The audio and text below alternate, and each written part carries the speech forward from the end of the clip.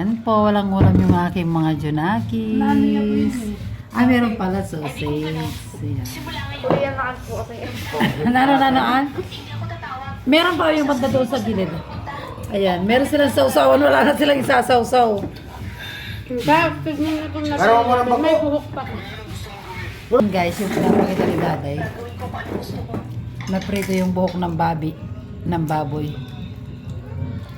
Akala ko buhok ni Daday na prito. Babi pala. Buhok ng baboy, karin ng baboy na chicharon. Akala ko si Daday, guys. Ba't ka tumatawa, bunso? Ano nakakatawa sa sinabi ko? Wala nandun sa sulok? Ay, sa harap? Corn beef yan? Kunin mo na.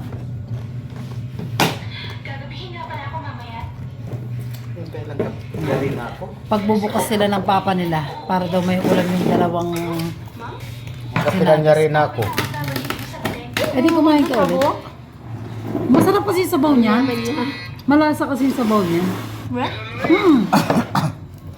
Medyo maalat namin. Yung cellphone mo, dahil alisin mo, baka malagyan ng suka. Bunso, alisin mo yung cellphone mo. Talaga? Pwede bang sabay na lang tayo mag-dinner? La, Ayan, nagano sila guys. Nagbukas yung papa nila para may ulam daw yung dalawa. Pangalawang bukas na yan. Si Bunso talaga yun yung nagpapakita sa video ko. Yan ang ulam ng aking mga anak. Bye-bye! Sausage. Nagbababay na siya guys kasi ayaw niyang nabibidyohan. Si Burdakol talaga serious. bye-bye, lumayas na kayo. Ayan. Sa labisang ito. Kain po more. Hindi, kararating ko lang. Pasensya ka na kung na-stop ko kita, ha?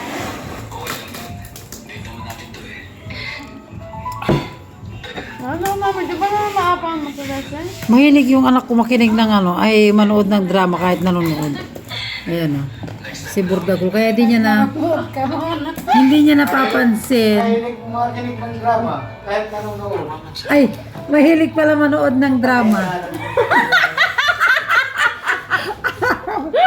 Mahilig pala manood guys ng drama. Di, arap la palaging kain eh. Yan. Kaya hindi niya napapansin yung kain niya. Mahilig makinig ng drama. Nagpapagod tayo ng biyabelo. Habang nanonood. Kasi pwede yung kami, ano, di ba?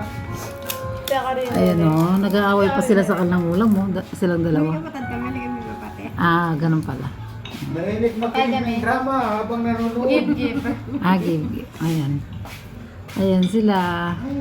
Kaya si Burdakol, maraming nakakain kasi nga nanonood siya ng drama. Di niya napapansin yung nakakain niya is isang buong na yan, yung malaking plato. Ayan sila. Magbabay na kayo sa kayo Kamarites. Bye-bye! Kagusto nila guys kasi nga para daw makakain sila ng marami. Ayan. Bye!